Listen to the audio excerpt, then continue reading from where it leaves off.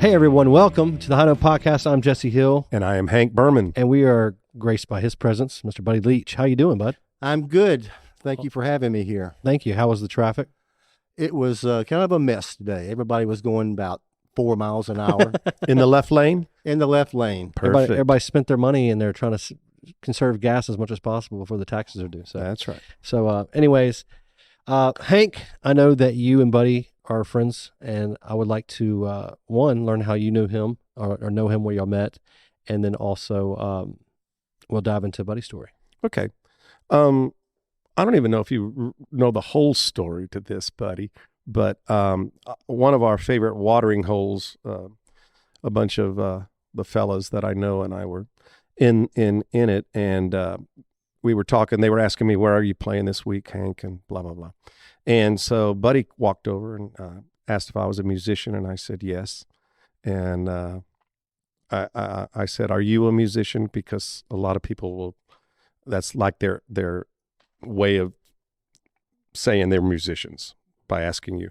And so I asked him immediately, kind of put him off a little bit, saying, "Well, where do you play?" And he said, "Well, I just moved here from Nashville." And I said, "Oh, okay. Well, do you play anywhere on the coast?" And he said, "No, I just got here, but I play with George Thorogood." And we all kind of snickered, Jay and the boys, and we were just kind of like, "Oh yeah, sure, he plays with George Thorogood." So as Buddy went to walk back to his seat, we all got our phones out, and lo and behold, there's Buddy with George Thorogood, and we all said, "Hey, Buddy, come on back, have a drink, hang out That's with right. us. Come on, fella, Come on over and have a beer. hang with the boys." And that's the beginning. That's right. I had just moved down here. Excuse me. And Hank was one of the first folks I met down here who play here. And I was sitting across the bar, and I just heard Hank talking about, his gigs and all that. And Right. so that's how I met old Hank. Yep. Yeah. Good thing you met me first. I kind of broke you into the underbelly of the music industry on the Golden Gulf Coast. Actually, I knew one other guy down here from Nashville, our old buddy Mitch Stewart. Oh, that's right. I remember you telling me that. Right. Yeah. And Mhm. Mitch said, "Hey, why don't you come over to this place in Ocean Springs called Lynchburg Landing? They have this Tuesday night jam over there." And I didn't know anything about Ocean Springs or Lynchburg Landing. So I go in there, and I mean, it's like a drug den in there, And so it all began. So I met a lot of the Ocean Springs guys first, Yeah. and then went from there. So you play saxophone, Yes. and do you play any other? Now, saxophone, this has always confused me. I know you have wind and you have brass. What is sax? It's a woodwind. Woodwind. See, I always thought it was brass because it's gold like the other brass, but that's not. It's a woodwind because it has a reed on it. Saxophones, clarinets, oboes, things like that. Those It's a are wind. woodwinds. And how long have you been playing it? Well, I started in the 5th grade when I was 10 years old, and I was the poster child of the band geek. There you go. I had wonderful band directors, and so I got into the band when I was in the 5th grade. And then when you get into the 7th grade, you can go on and be in the high school band, the marching band. I went, now you're talking. Now, where were you at when you were younger? I'm born and raised in West Tennessee, a little town called Milan. It's just about maybe 2 hours east of Memphis. And have you always loved music? Yeah, pretty much. Well, I'm about to say, if you're from Tennessee, it's kind of ingrained in you. Well, Buddy's also a learned musician. He studied music in school and college, and Wow. So he's not just like one of us rats out there that sat in our bedroom rats that learning, found an instrument and just started playing. learning chords. Buddy, Something like that. yeah, Buddy actually knows what he's doing. Wow. Now, Yeah. what school did you attend for music? I went to UT Martin, which is over in Northwest Tennessee, and I was in college, studied music, got my bachelor's in music education, and taught 1 year of band, high school band. That I would love to have seen. Oh man. And so it's really funny. Like when I was in college, there was a bunch of us who all were in music, and we had a band, and the band was called Hangar, because the first time we ever got together was in this airport hangar. And so this is like, the 70s. So we're doing Blood, Sweat, and Tears, and, Chicago, Tower of Power, and we had this horn section. We had 5 horns. Wow. How many pieces was the band? 10. Wow. So you made 50 cents each. if we're lucky. And so in college, we all hung together. We were all, in the band doing the gigs on the weekends and stuff. And so when everybody graduated from school, a lot of the guys went to Nashville. And I stayed over in West Tennessee, and I taught high school band for 1 year. And so that was enough. And so I guess it was 1978, I moved to Nashville. And that's where it all kind of started.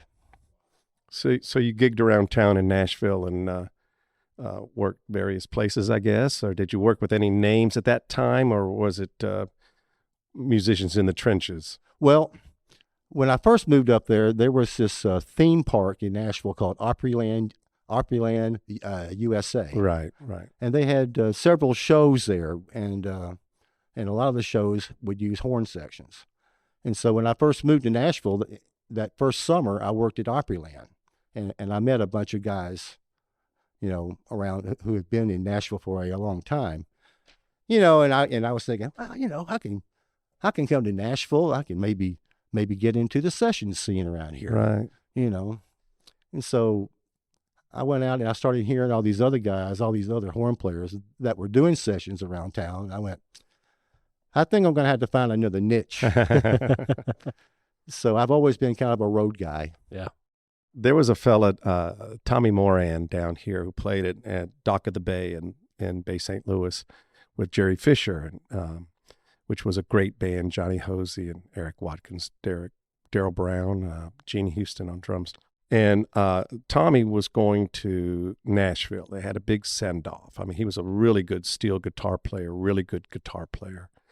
and a big hoopla, send-off. He knew a couple people up there. It's similar to your story, is why I'm telling it. And he went off, and about a month he came back quietly.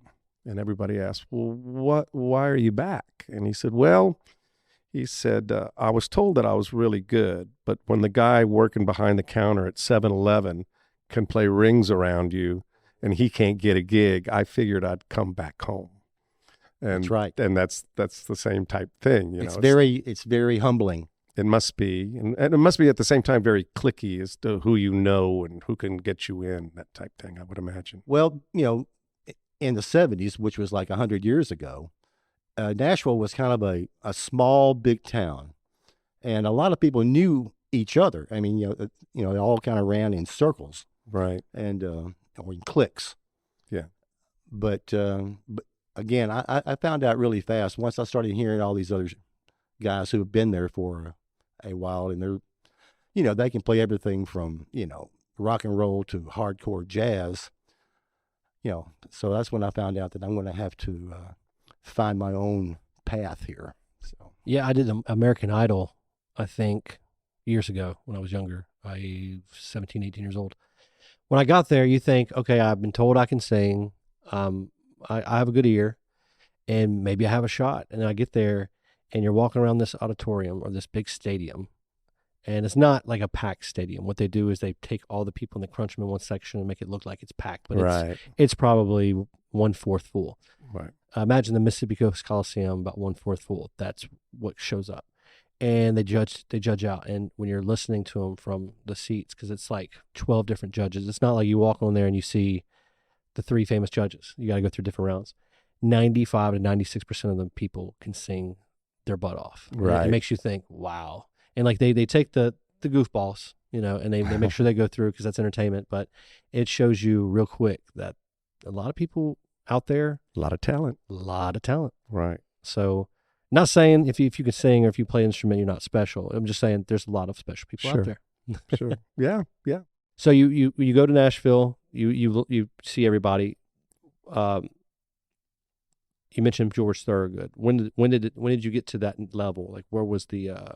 When did you begin playing with George? Or Yeah. how did that come about? From 1996 till 2003, I had moved back to Nashville. I moved around a lot. I was never in one spot very long. It seems like ever since I was like in my 20s. But in 1996, I was working in this music store, and then a new music store came to town called Thoroughbred Music, which was a chain of this chain out of Florida. That's And right. And they put a new store in Nashville. It was a huge store. And so there was this guy, Jeff Pitt. Jeff Pitt worked in the pro audio part of the store. And I was working in the band department, selling band instruments and music and that kind of thing.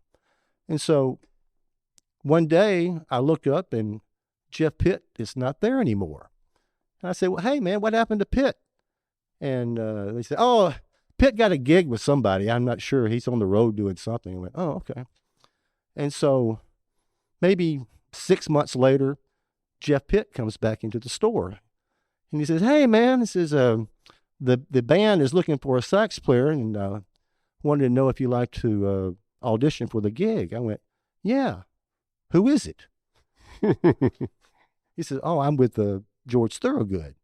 I went, oh, wow. And so I'm thinking, well, I never did listen to George Thorogood. Oh, wow. Wow. I mean, I knew he had Bad to the Bone and, Right. all of his biggers, like all these big hits, I went, sure. So this is like in April of 2003, right? And so he gave me a list of some songs that have all the signature sax parts in it, and especially the bone solo. Right. So I mean, I worked on those songs and I got them note for note. I went, I'm ready. And so I go over to Jeff Pitt's house and I had to play along with tracks, and then they would send it off so the guys can hear it. So I guess it was maybe 3 months later. I'm still at the music store. Here comes Jeff Pitt. I said, hey, man, I said, well, so how are things going? He says, well, the band, George wanted to hire someone who's kind of a named guy. So they hired this guy from New York, Arnold Hecht. Arnold Hecht played with the Uptown Horns, and he's kind of well known. I went, oh, okay, cool. And so maybe 6 months later, Jeff Pitt comes back in the store and said, hey, man, how you doing? He says, well, we got rid of Arnold Hecht. He was a dick. I went, oh, okay. He says, yeah, but George wanted to hire this guy named Eddie Shaw. And Eddie Shaw is this older blues guy that George had known for a long time. So I went, well, the hell with it. and so I was kind of tired of doing the store gig. So I quit the store and I went back on the road with this 50s band called the Vandells. And we were in some county fair in Ohio or something. This is in August. So then I get a call from George's manager. He says, hey, we wanted to fly you out to Boise and see how you do with the show. I went, okay. And that's it. So things worked out. So after about 7 months of waiting. So Jeff Pitt was the bad egg. Yeah. He was the bad luck guy. Jeff Pitt, who is their front of house guy and who is still with George. He's been with him for 25 years now. So thank you, Jeff Pitt. There you go. Yeah. So this was in the 90s. Now, I'm going to rewind for a second. So you left the school. You were taught there for a year, and you said, hey, I'm going to go make my own way. Where did you head after that? Where did you stay in Tennessee, or did you go back to, did you travel around more? Or? Are you talking about after I left teaching school? Yeah, teaching school. I wanted to rewind a little bit. Oh, and get that story. well, this is in 1978. How do you remember all these dates, man? And That's about all I can. So it was in 1978. So I a lot of my friends had moved to Nashville, and I went, okay. And so I knew a friend who had a house and they were renting it out.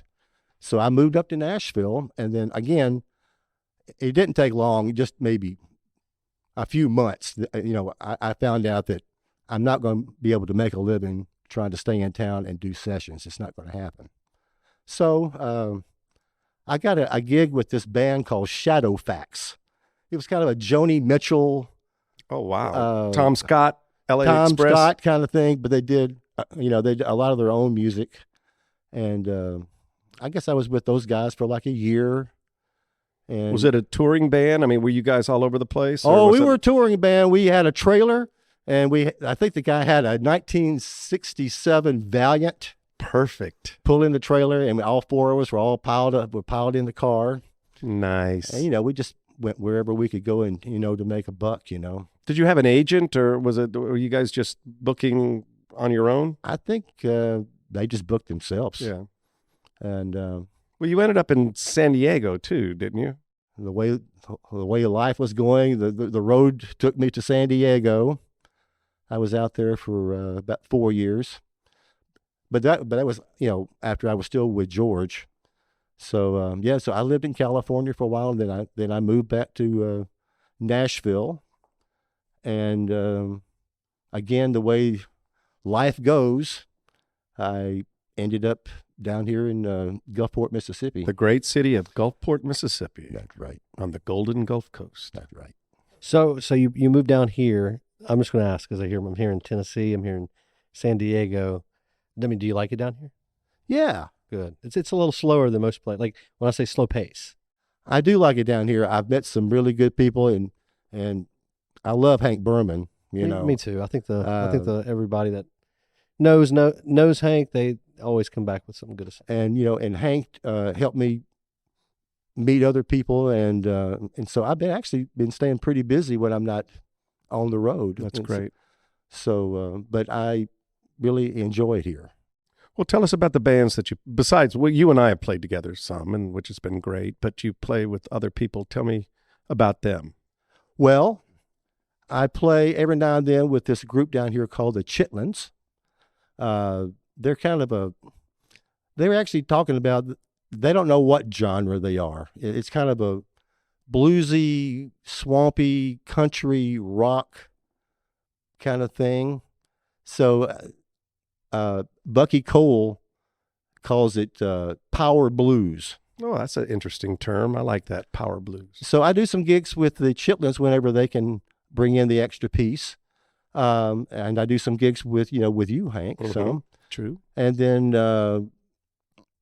there's another band called the Rougaroos, who I did some gigs with for a while. And then Billy Miller. Billy Miller and the Mhm. Soul Savants. Soul Savant. Great name, Soul Savants. Yeah. I like that name. And so now I'm working on doing some single and duo things, doing like cocktail music. Plus I have my own little home studio, so I can do some work out of there. I can get tracks, and I can send horn tracks back, and I also do some writing and do some arranging. Do you work with other people around the world? A little bit. There's this guy named 8-Ball Aiken. Great name. 8-Ball. Must be a good pool player. I guess. 8-Ball lives in Australia. He lives like near Brisbane. But I met him in Nashville. And he's a quirky guy. I think 8-Ball might be 40, but he should have been born in the 60s. He's got that old soul. But I do some things with 8-Ball, and So through technology, you're able to work. You can send tracks back. He sends you the song, and you can record the track and send it back to him. And yes, so you don't have to leave the comfort of your home. Yeah, that's right. Or put another stamp on your passport. You can just that's right. Just stay here. So I do some things with awesome. him, and then I have some other friends in Nashville that send me things, and they mostly want horn tracks and things. So I send that back to them. Yeah, so I stay pretty busy doing that. That's great. That's wonderful. That is. So I'm interested because not considered one of the rats like somebody who just picks up a guitar, like somebody picks up a mic and just sings and plays.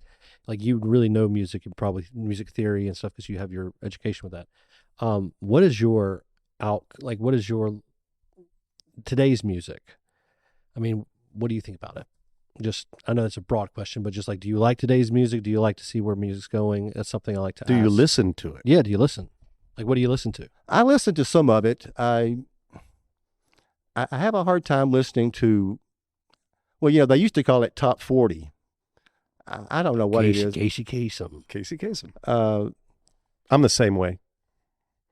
I couldn't tell you what the top 10 songs are. I'm starting to get that way. Usually I would stay on top of it, but now I'm getting to the point where I don't even know either. I think it was the American Music Awards was on maybe a few weeks ago. I didn't know anything. I didn't know one song. Did you know any of the people? No. That's crazy, isn't it? I say that because I understand. I'm the same way. I don't think the top 10, my own opinion, the top 10 is conducive to what we do. For one, it's more of a, for lack of a better term, generic kind of this. It's like a cut recipe. It's a recipe. It's the same thing to me. It's dance. Forget about your troubles. Forget about anything. Yeah. Just go with the beat and that kind of thing. Yeah. What responsibilities? I don't hear any soul or emotion, and I know that's unfair, and I know that I'm wrong because there's somebody out there that does have all of that. But I'm just talking about just the way the genre is running. It just seems like it's all dance or kind of a techno electronic. That's what I hear. I don't hear anything that is memorable to me. I can tell you, there is some indie stuff out there that it's just really hard to find. But when you find it, you're like, gosh, why are these people not big? They don't get a shot. Yeah. And it's beautiful music sometimes. I agree. Is there even a sax solo in any of the top 40? I mean, it's that kind of pertaining to us. I don't think so. I don't think so. I'll be in the car and I'll put the radio on, which is supposed to be, I guess, playing your pop, rock, popular music. Right. And I'll hear a song, go, oh, well, I like that song. It's got a nice groove to it, and I'm really bad about not listening to the lyrics. I mean, they could be singing about cutting somebody's legs off, I don't know. But yeah, I guess I'm just from the old school, I guess I am too. I can go into a store, clothing store, and I'll hear something that I like, that is newer. I don't think it's top 40 kind of stuff, but I hear something and I'll Shazam it, and it's like, oh, well, that's cool. I like that. So we're not saying that we don't like everything. It's just not like it was, as far as even, rock and roll or whatever. You don't hear that type the thing. Listener used to dictate what was popular and what was not. I feel like now the marketers in Nashville, conglomerates, LA, the California, New York, big they're stations. the ones that are pushing it. Yeah, I think for you're the right. sales. I think that's what's happened, which I mean, fortunately is sad. It's not like one song or one type of music is bad and one kind of music is good. Yes. I mean, it's just what people like. Yeah. Right. It's. You're right. What the hell do I know? Same here. So now, what's your favorite type of genre to play? I'm a soul and R&B kind of guy. Okay, that sounds like my wife loves. Randomly, I would ask Stephanie, Yeah. what's your favorite type of music? I always thought she was going to say pop, country, maybe some indie. She's like, oh, soul and R&B. I was like, okay. I had this band director, my second band director. His name was Billy Watson. And this is like 1968, 67, right? And so being close to Memphis, there was a lot of, they played a lot of the, Stax, all the soul music, Wilson Pickett, all that stuff. And then Billy Watson played in this band around the area called the Memphis Mud. And they had they had four horns, and they did all the music that was popular in 1967, 68, all that stuff. And I went, man, I want to do that. And so that's how I kind of became an old soul dog, That's cool. Now, have you gone back to? I know you said you were in Nashville. Have you been back recently and just seen the dramatic change? Because I know you said in the '70s it was like a small little big town, but I mean now Oh, it's huge. when I moved down here 6 years ago, there were 100 people a day moving to Nashville, and so they were tearing down all these old buildings that had been there forever, and they're building condos. That's So, a shame in a way. but I get to Nashville about once every. It seems like about once every 3 or 4 months. But it's changed, and Is it a dramatic change? Is it like just so noticeable because you talk about the buildings and stuff, or is it just the influx of people as well? well, I mean, it's a big change for someone who first moved there, almost 50 years ago. right. Now, are you going up there every 3 or 4 months to like gig or record or just see people? I go up there to see people, and then the band has they have all their gear up there, and so we sometimes go up there to to practice before tours. Um, Have you been in one of those studios up there? Like I know when you drive in Nashville, like everywhere you look, there's like a little The old studio. RCA studios. There's I one know that's like really well known. It's got painting on it. I'm trying to remember what it's called. a bunch of them, I'm sure. yeah, I mean, there's a studio in every house. Yeah, that's true. Now that's how it's gotten. Those Right. famous recording studios. Yeah. It's Yeah, I'm so bad about names, but yeah, the band did some tracking down on Music Row, and some of those studios there. I mean, there's so many there. oh, that's amazing. Yeah. My wife and I, we went there, and it was like an empty city. I forgot what it was about. It was probably around a holiday when everybody kind of fled Nashville, and that's when we go. And maybe it's because it was early morning, so everybody partied late at night, and then they were in bed. But we woke up and went down Music Row and everything, and it was just like it's a clean city. That's what I like kind of about it. I don't know, you probably know more about it, but when I visited, I realized Nashville's a pretty clean city. Yes, it is. Yeah, yes, it is. You go down to Lower Broadway, of course. That's where all the clubs are, and it's rocking down there. But yeah, I mean, it's just.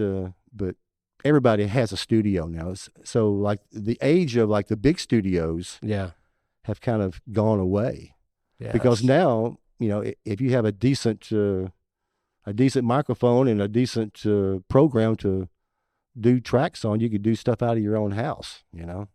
I have these thing on. We use Universal Audio is what we use in this studio, and there are these plugins, and it's for the RCA chambers. So I'll put it on this voice, and I can actually match Sinatra's voice or the chamber of the room that he was in when he would sing a certain song. Right. Yeah. To whatever I'm laying That's the vocal amazing down. So stuff. it's really got to the point where, and you don't need all this heavy lit up analog stuff. Now, if digitally, you can Right. emulate all that, and That's right. It's absolutely mind boggling. Well, one of the things I think that kept those studios, besides the fact that it was necessary because all this technology wasn't available, was that the record labels would use that as leverage, monetarily speaking, that, okay, we're going to front the band $250,000 to go into this studio, kind of like sharecropping, and then you owe us that money, and it takes forever if you do in fact pay it back per record or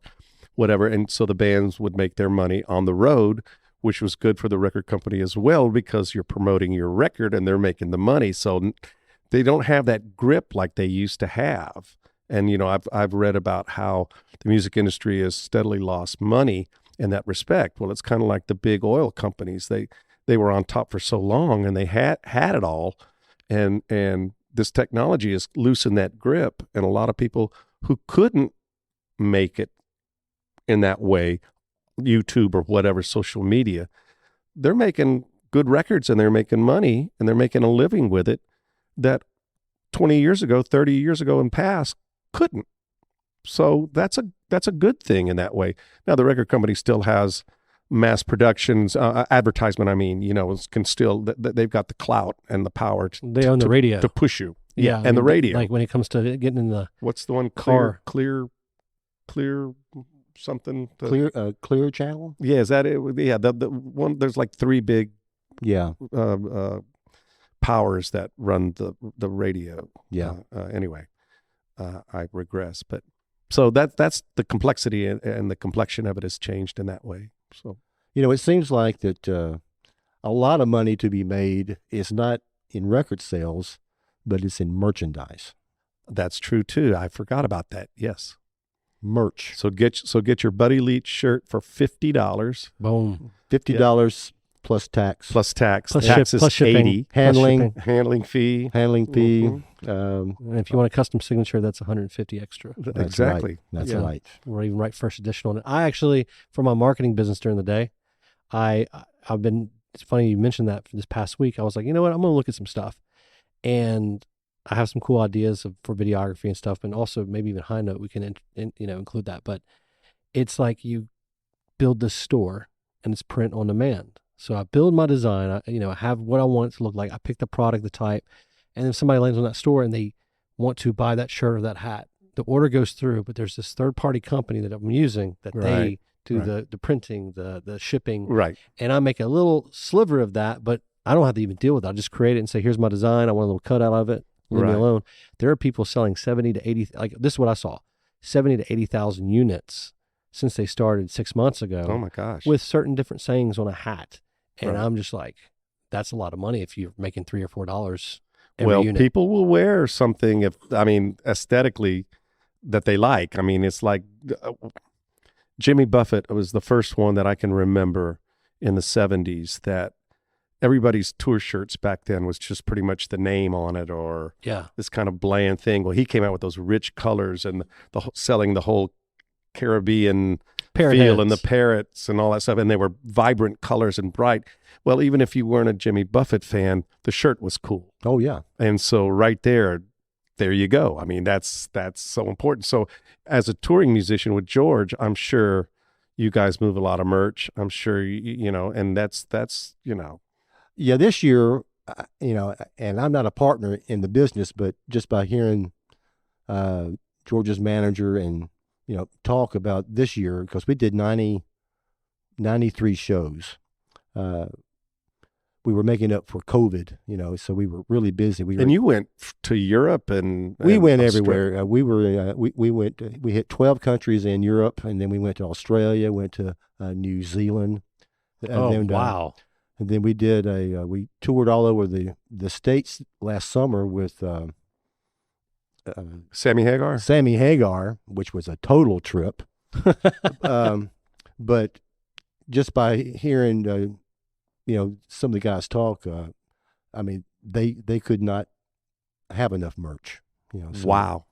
So, yeah. Everybody loves T-shirts, especially down here, Everybody likes those T-shirts. and hats, Yes, and sure. cables. Yeah. I don't have a cable. I forgot my cable. I get a signature cable. Buddy and I go, that's kind of a I'm goofy not- inside the, joke. the voice is what gets me, man. That's like a. I need a cable. Oh. Oh, boy. You know what? Is this an inside joke making fun of me because I called you or texted you about the cable? It was New Year's Eve. I get there and I'm like, shit, I forgot my. This is a joke on me. Gotcha. Yeah, this is the No, this is all about me. I'm the brunt of the it's a joke. watering hole Yes, talk. our place, and we something. I don't know. I was bitching one day about needing a cable or something, and Buddy came out with that and just floored me. I couldn't quit laughing with that voice. Great stuff. Cable. They always have a cable that doesn't work. Yeah. Any Well, musician knows that. New Year's Eve, I that's show right. up. That's I show right. up and I got my iPad. I got my microphone. I got a good, nice press suit on. I'm walking in there. I was like, oh shit, I forgot my mic cord. I Yep. was like, 20 minutes till my gig starts. Right. My wife's got both the babies. She's not going to run it up there. Let me do some digging. So I started doing some digging. I couldn't find a mic cord. I was like, Hank, The last resort. the The old old borrow a Hankster. cord? You're like, brown I've got to bag. hear you play sometime. I've never even heard you play. It's nothing special. Oh, It's- yes, it is. come Oh, on. here we go. Here we Bull. go. This is our show. No, he's a very good vocalist and what I does hear. does very, very Well, very- I have mad respect for anybody who plays wood or woodwind or brass because I like big band stuff. Oh, yeah. There you go. Yeah, I do pretty much. It's not a Sinatra show. I always tell people, not an impersonator. I like to what would I call it? It's not impersonate. It's You play homage to him. It's a Yeah. tribute to him. I have a little album that I came out with called Ode to the Crooner, There you go. and it's just I like my voice with those certain songs. You And talk so, about a old soul in a young man. That's Jesse. I love it. I love it So, all. so do you use the tracks with all the horns? and I all do. that? I do the tracks. I can play with a band. It's just really hard to find 10, 20 piece bands around here Yeah. that will play big band music nowadays. Unless you go in to a small the, room Let- as yeah. well. Exactly. But also, if you go to the World War II Museum, they actually have a band out there, but they don't play much. And I always would love to go out there and just play Yeah. stuff from the 40s with Sure. the big band. My dad, who's 98 years old, we took him and my mom. I guess it's been about 5 years or so, certainly before she passed away. That's right. Yeah. And we took my dad and my mom and dad up there to hear Jesse at Scarlet Pearl Steakhouse, and Jesse pulled out all the guns. He pulled out all these songs besides the ones that everybody wants. He was singing these other songs, and I've never seen my dad mouth the lyrics to these. To me, they were obscure because I didn't know them, and I grew up with that stuff as well. But you put a big smile on their faces, and it was just really great. So that was something that you did, and goes to show your depth with it, and I thought that was really, really cool. And so that's a memory I'll always have. Very awesome. So there's a niche for everybody, Mm-hmm. and you found yours, and I like to think Buddy and I have found ours as well. It's so cool to actually watch that generation. And I was always fearful because when I started at 15, 16, singing that music, like I'm singing to the people who remember that music, whether it's their first dance or Right. whatever. I mean, because it was a lot of that music is from the 40s, 50s, early 60s at latest. And then I kept realizing, like, I'll go to a show and somebody's passed away, and it's like, and now it's 2022. I'm 32. I'm like, a lot of people. I've been to a lot of funerals because I connect with people, and I'm like, man, my crowd's not going to be there. Do I need to move to the 60s or 70s? But what's great is the kids of those parents will come to me and that reminds me of my dad. It That's reminds me right. of my- I think so it's a that's genre that will always be here. timeless. Yeah, it's timeless timeless. stuff. I hope so. Yeah, just like the Archies or Yummy, yummy, yummy. I got love in my tummy. 1910 Fruit Gum Company. Dude, this voice is getting me. I love this. Yummy. Oh, we got to do some voiceovers for you, man. We got to come Oh, up with yeah. a cartoon. That's perfect. Oh boy. Need cable. I need a cable. Oh, Oh well. So Jesse Hill, so where are you playing around here? I play a Scarlet Pearl on. Now it's kind of spotty.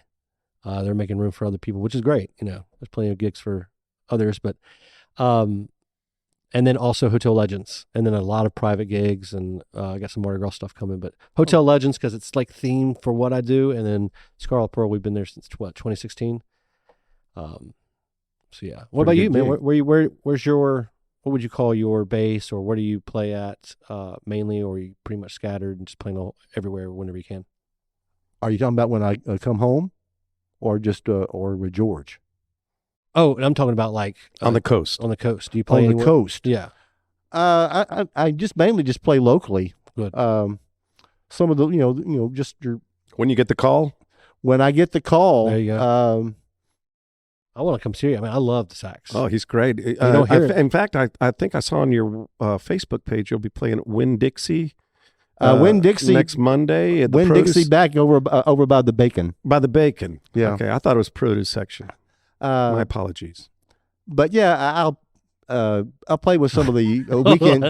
Wait, know, what? Wait, what was that just now? Yeah. Yeah. Well, I'm playing at Walgreens. I'll be in the in the cold and medicine aisle next What do you Wednesday say? from I'm about to say, when Dixie starting to do 5 gigs? a.m. to Okay, 7. Threw me good. way off for that.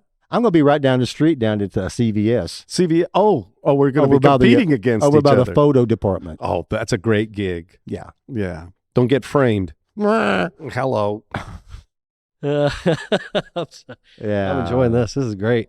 But there are a lot of little bars and things down here. So, the bands I play with when I come home are just doing like weekend stuff. So it's Yeah. all weekend warrior stuff. Mm-hmm. But I like doing it. I like playing any kind of like different kind of music. you know, and then again, when I'm trying to do my own thing, which is playing along with tracks, Mm-hmm. and I'm wanting to do some of the fine dining, cocktail hour type things. Heck yeah, man. You know, doing some jazz standards and stuff like that. You know, so Awesome. I'll definitely, when somebody's looking for something like that, I'll definitely be pushing you because I don't see a lot of saxophone players anymore. And I truly respect that. Much less instrument. good ones. Exactly. there was one guy down here, but he moved away. Oh, I'm not. Wasn't Gary Caruso, was it? No. He played all over. He played. Oh yeah. Didn't he like go missing? He went missing. That guy. He went missing. And I think I was like, what happened? I think what happened, Well. he didn't go. He ran off Oh Lord. with some woman,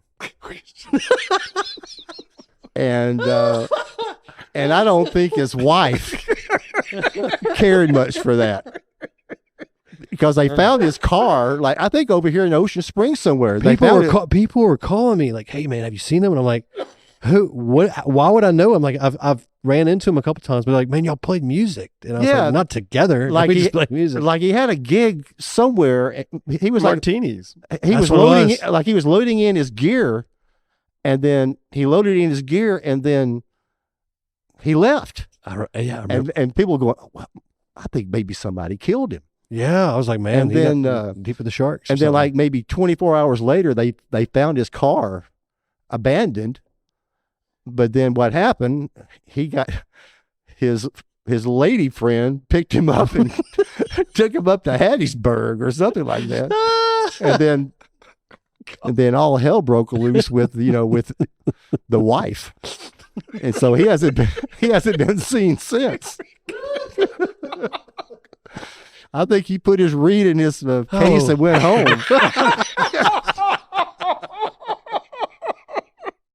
We'll be right back after these messages. Yeah. Oh my God. Yeah, You that's can't good. say that. And now here's a word from Good RX. From the Parent Teachers Association. How about those Saints? There was Larry Keaton. He played at Capone's. This is when I was younger. He was an older gentleman, but he started playing on the Mississippi River like cruises that they have down there. But yeah, like I said, there's not a lot of. That's funny. That's good stuff. Yeah. Well, that's okay. I could be a big fish in a small pond, I guess. There you go. For a You know. long time, I was the only one doing crooning down here. Yeah. So it was like nobody. It wasn't like when I ran to other musicians, it wasn't competitors or anything, because we do totally different things. A lot of people did. Yeah. Now I've seen a lot of people come in here and they're bringing that, just the standards, the oldies with them, and there's and which highly. Yeah, but you're the Mac Daddy. You're the one. No, See, this is what's going to happen. You're going to be the guy, and everybody's going to be. You're going to be the measuring stick. Yeah. Yeah.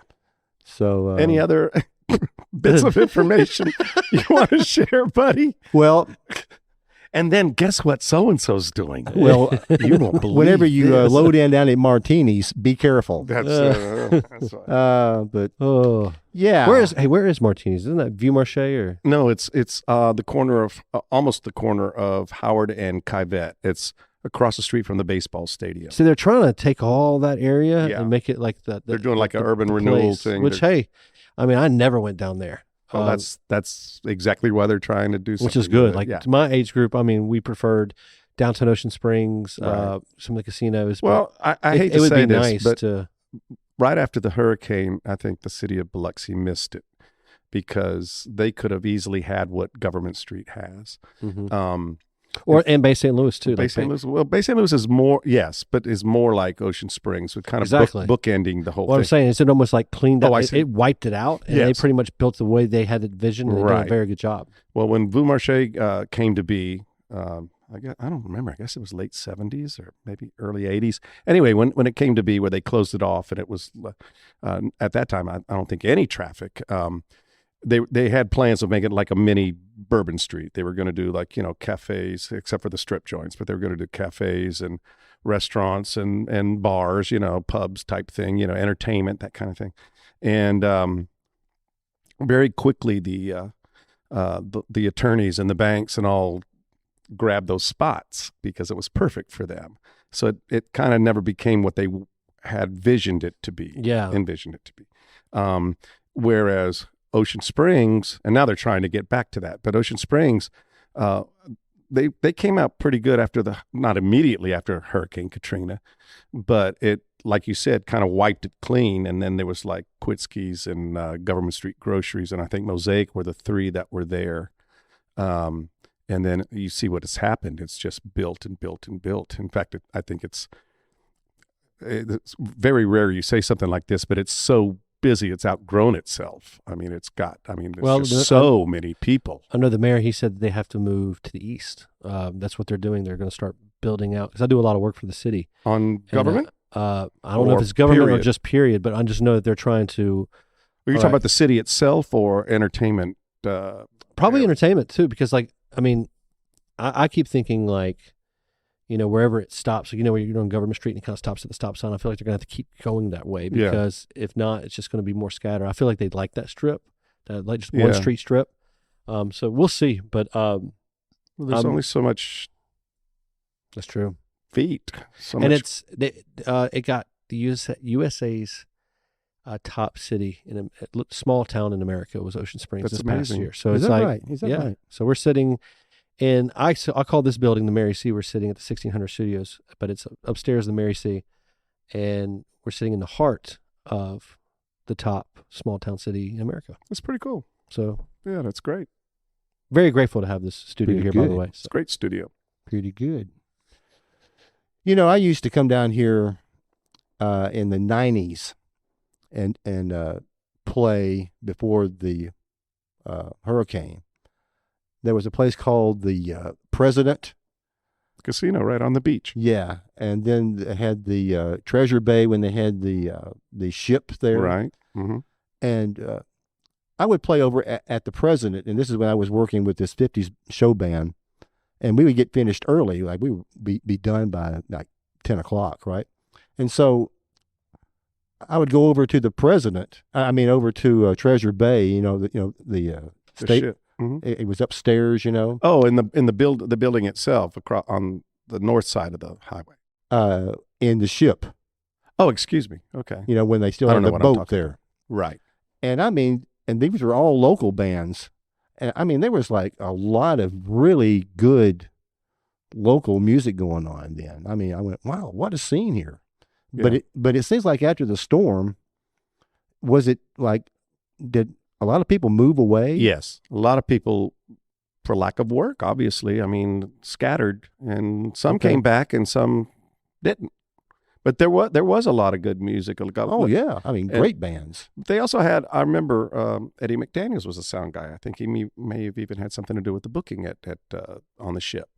Really? Because now this is the second or third time I've heard how good the booking or the music was. And there was especially bands, at Treasure Bay of back in that day. Yeah. There were bands out of Nashville that would come down too. Yeah. There was these, I remember these twins, these women, girls, very attractive and very talented, and they had a backup band, and I remember them playing. But there was a lot of bands, a lot of music and musicians coming through. It does seem that there was more band. I was a kid in the 90s, but my dad was playing with a band called Coast, and it just seemed like that there was a lot more bands. There was. There were.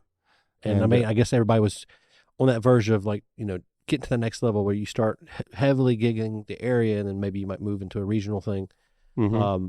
But I wonder what kind of, I don't know I'm sure Katrina has something to do with it, but maybe it's the streaming thing where you can just put all your music out there and you don't have to, I don't know. I don't know. It's, I don't know if it's lack of audience. I don't believe that, but I don't know. It has changed in that respect. It used to be a lot more bands. Yeah. Or maybe the businesses said, hey, instead of us paying That's 5 true. guys, Right. whatever they want, like we're going to pay 1 or 2 guys. Right. And we're going to cut back on that's that true budget. too. That's why there's a lot more Cost solos and effective. duos, and Yeah. maybe a little bit of trios out there. Even like Beau Rivage when they had the brew pub back Mhm. there, and when Scott was here talking about the band Yeah. playing, and I remember going over there after my gigs and seeing them, and it was packed. It was just so many people, and just night after night during the week. And I don't know if that one transferred. I know it's like the sports book now, but I don't know if that used to be the Coast That was it. It was always a DJ in there when I went in there. Well, they see, that was they moved afterwards. They moved from bands to DJs. And that might be exactly what you're talking about. Yeah. You know, why pay 6 people an exorbitant amount of money when you can only pay one, and he's making or she's making a really good living, but it's still much less percentage-wise. It comes down to P&L. You know, it comes down to the almighty dollar, I guess. But Well, you know, it's like what happened out in Las Vegas, you know, 10, 15, 20 years ago. All the big casinos and hotels had these big shows, and they had, you know, a 20-piece band. And right. They were paying all these guys, and everybody was, you know, and all the players were making good money and making a good living out there. And then powers to be went, well, you know, we can just put everything on tracks, and we can not have to pay all these people and just have, instead of a 20-piece band, we'll have a 5-piece band. Mm-hmm. Because, you know, the people who come to see these shows, for the most part, they're not going to know the difference, you know.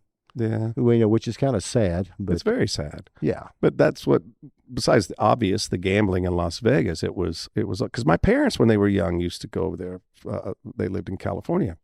And, yeah, it was, you know, the big shows, you know, Dean and Frank and going up your alley. My grandmother always, but she was a huge fan of Liberace. Yes, obviously millions were. Yeah. And he was a very talented That generation person, you know? Loved Liberace. Yeah. Sure, but that whole thing of the big shows and bringing them in and the $1.99 steak and egg breakfast, you know, 24/7, and all those days are long gone. Oh, Elvis Presley, he was there for early Big E. 70s. Yeah. That's right, baby. Where's my peanut butter and jelly Come on, sandwich? man. Come on. Son of Red, help me out, baby. But that's the thing, too, like why I really respect the music of the past, because it was complex, and you had to have Yes. organization and multiple musicians to pull a lot of that music off. And Right. it all had to be live. What here's a scenario I hadn't thought about. What if they had tracks back then? I mean, we would be, they Would probably, that be, do you think that would have affected the era? Or- I think innovation will always dictate the direction we go. So, like, you know, you have these musicians that start with just music and instruments, and then if they had that technology earlier, we would be in a totally different realm, but we would have never been like, they would have definitely used it. It's almost like having an air conditioning unit, and you were like, I don't know. Like, you're going to flip that on and be like, I don't want to go outside anymore. Like, I'd rather have the fan and sweat. so what I think is our music, if they had the technology we have now, back in the day, we would be somewhere else. And we'll probably hear that type of music in 30 to 40 years. Makes sense. It'll be robots created by Elon Musk. Yes. My favorite dance, the robot. Still got the moves. You are a sexy dancer. I am a sexy dancer. Yes. I'll put my shirt back on now. No, keep it off. I told Hank, I said, we're going to be moving to video, because right now this is all an audio podcast. And he's like, man, I guess I'm going to have to put my pants and my shirt on, and I can't sit here in my underwear. There's a thought. So what do you think about all this? You know, have you ever done a podcast? I have not. Oh, so this is your first time. But I heard some of your podcasts 2 or 3 weeks ago. Mm-hmm. Okay, yeah, we kicked off early December. It was good.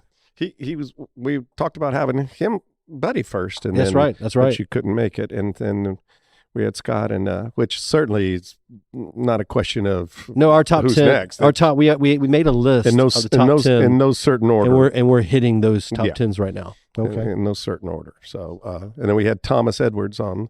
Your buddy Thomas. Oh my God. And we got Eddie McDaniels next week. Yeah, the world according to Thomas, who we love. Oh, he introduces the episode too. He starts off with singing. It's good. You'll hear it. Thomas is another fixture from the yes, coast he here. is. He's been here forever. Yes, he has. I love Thomas. I really Thomas. like getting to know him because I've heard his name. He lived close to my dad, and he knew my family. And I hear these names as I'm a kid growing up around the music industry. And it's a local music industry, but I hear these names, and so when I meet them, it's like, so this is you're Thomas Edwards. Like I've heard your name all my life. Yeah. Good picker. Have you talked to Wayne Sharp? No, we haven't talked to Wayne. Wayne is I've heard of his name. great B3 player. It's been around, another one around the coast forever. Has gone off, played big blues player, played with Michael Burks and a bunch of other people, a lot of session stuff, does a thing, Allman Brothers, like a Oh, that's cool. tribute. It's called the Mushroom Brotherhood. Yeah.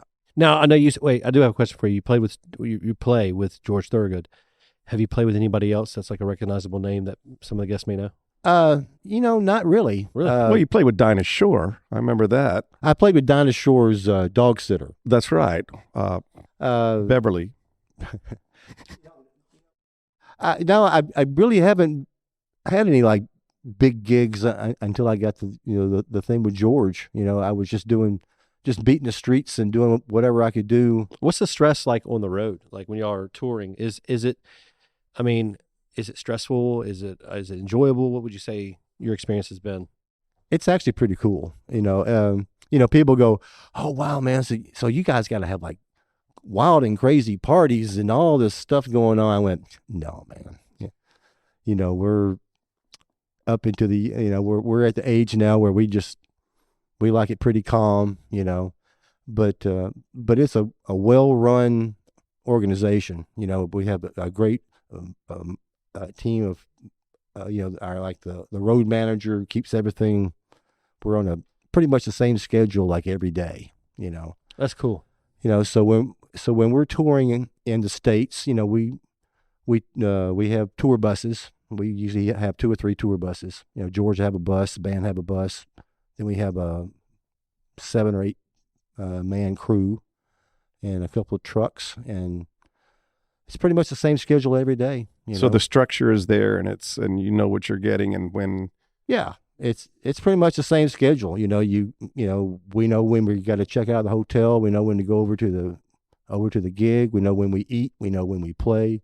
We know when we're going to leave again, and then it's pretty much the same thing the next day. When you go over to like Europe, do you actually have time to like step outside and like look at all the sites, or not really? Sometimes, we might have a day off, where we'll have a time to, roam around and take some pictures and kind of see the sights. That's cool. But when we're over in Australia and on that tour, we had one day off. And we didn't tour over there like we do here in the States. We don't have buses or anything. We had to fly everywhere. So if we had a day off, we were flying to the next city. So it was pretty hectic, But we stop and see things whenever we can, So I've been very lucky, to see the world, So I'm thankful. I've always wanted to go to Europe, so it's amazing you actually get to do what you love, but also get to tour all those sites and say you've been there. Europe is very cool. Like you need to go like during the summer, But there's parts of Europe that are just beautiful. So right now it is early January. Are y'all going on tour with George? Are y'all on tour right now? Are y'all about to go on tour? Well, we just got finished. We just finished up our last show. We did 93, 94 shows last year. Wow. And so we're kind of on a little break right now. We have a 4-day cruise. It's the Rock Legends cruise. It's in February. Oh, that's cool. Roger Daltrey, Deep Purple. Oh, wow. And George Thorogood will be the 3 main acts. And then on the boat, there's several other bands. So it's like a 4-day cruise to the Bahamas, which is kind of fun. And then things will start back up in March. We've got a 10-day run at the end of March, like out on the West Coast. And then in April, we'll have 4 weeks of Canada. We start on the west side and work our way all the way over to the east side. So I think we're going to have about 60 to 75 shows for this year. Wow. Yeah. It's great. Yeah. I'm excited to see where all that goes. And like, if y'all, are y'all playing anywhere around here or no? I haven't seen anything. We played here at the Bow in May last year. Okay. But I haven't seen anything on the schedule yet for anything in this area, or at least not not yet. Well, if I do ever get to go see George Thorogood, I'm gonna actually go to see George Thorogood, but also I'll hook Buddy you up, Leach. man. Buddy Leach. That's Yeah. right. He said he'd hook you up, man. I don't know I'll what that hook you up. means, but Yeah. I'll hook you up. yeah. I'll get you a cable. Good cable. So, Buddy, you have a endorsee with Selmer, correct? You're an I endorsee, do. endorsement. I got an endorsement deal through Selmer Saxophone, Selmer Con, which is a wonderful thing. So I'm hooked up. We have 3 separate sets of gear that we take out on the road. We have one main set of gear and then 2 fly gear. And so Selmer has, and the company got 8 new saxophones for me to use on the road, which is great. For those who don't know what Selmer is, Selmer is a company that makes woodwinds, saxophones, clarinets, flutes. one of the foremost companies. It's Yes, highly regarded in the music industry. Yeah, and the saxophones I use are the Paris Selmer, which is the top of the line horns. So Wow. so I've been having to. For forever, I've been having to, fly my own personal horns, but now I don't have to do that anymore. So, And which horns do you play? Soprano, baritone, alto, tenor? with George, I play alto and tenor, mostly tenor. The only time I pick up the alto is on the Bad to the Bone solo. So, it's just all That's cool. mostly tenor. That's great. Yeah. So, We're happy for you. yeah. So I've been very blessed to be able to have some very nice instruments to play. That's really interesting to hear. Thank you, Con Selmer. Yeah. Well, Buddy, thank you so much for coming on the show. It's really great to get to know you, and I'm definitely going to let people know, like, when they ask for solo acts, I'll push your name as much as possible because Oh, cool, man. it'd be nice to have Yeah. another person on the saxophone roaming in the Yeah. streets around here. Well, And then, well, Jesse, it's nice to meet you, man. yes, sir. Yes, sir. Hank, Sir, so good to see you. good to see you, sir. You better believe it. Well, from the High Note Podcast, I'm Jesse Hill. And I am Hank Berman. And I'm Buddy Leach. Y'all have a great one, and until next time.